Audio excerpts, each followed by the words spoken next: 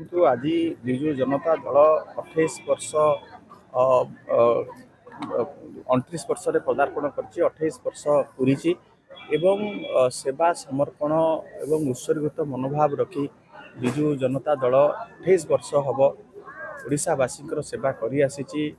ବିଜୁ ବାବୁଙ୍କ ଆଦର୍ଶରେ, ନବୀନ ବାବୁଙ୍କ ନେତୃତ୍ୱରେ।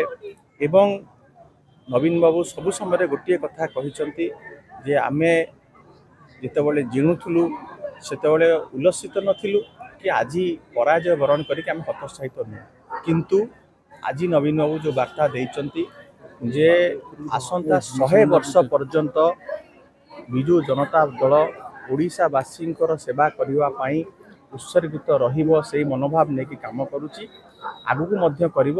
ଏବଂ ସବୁଠାରୁ ବଡ଼ କଥା ହେଲା ଓଡ଼ିଶାର ସ୍ୱାର୍ଥରେ ଯେଉଁମାନେ ଆଜି ବାଧା ପହଞ୍ଚାଉଛନ୍ତି, ଯେଉଁମାନେ ଆଜି କ୍ଷମତାରେ ଅଛନ୍ତି, ଯେଉଁ ପ୍ରତିଶ୍ରୁତି ଦେଇକି ଆଜି ସରକାରକୁ ଆସିଥିଲେ ତାହା ପ୍ରତାରଣରେ ପରିଣତ ହୋଇଛି।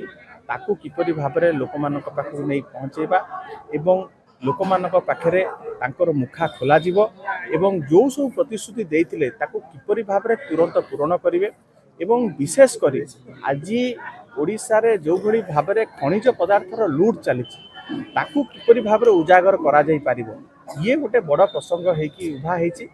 ଏବଂ ବିଜୁ ଜନତା ଦଳ ଲୋକମାନଙ୍କର ସେବାରେ ଥିଲା, ଅଛି, ଆଗକୁ ରହିବ। ଯେତେ ବଡ଼ ଶକ୍ତି, ଯେତେ ବଡ଼ ବ୍ୟକ୍ତି ହୁଅନ୍ତୁ, ଯେଉଁମାନେ ଓଡ଼ିଶା ସ୍ୱାର୍ଥରେ ଆଞ୍ଚ ଆଣୁଛନ୍ତି ତାଙ୍କୁ ଛଡ଼ାଯିବ ନାହିଁ। ଏବଂ ଓଡ଼ିଶାର ସ୍ୱାର୍ଥ ସମ୍ବଳିତ ଯେତେ ପ୍ରସଙ୍ଗ ଅଛି ତାକୁ ବିଜୁ ଜନତା ଦଳ ବିଧାନସଭା, ରାଜ୍ୟସଭା ଏବଂ ପଲ୍ଲୀରୁ ଦିଲ୍ଲୀ ପର୍ଯ୍ୟନ୍ତ ତାକୁ ଉତ୍ଥାପନ କରିବ ଏବଂ ରାଜ୍ୟବାସୀଙ୍କର ସେବାରେ ନିଜକୁ ନିୟୋଜିତ କରିଥିଲା, ଆଗକୁ ମଧ୍ୟ ନିୟୋଜିତ କରି ରଖିବ।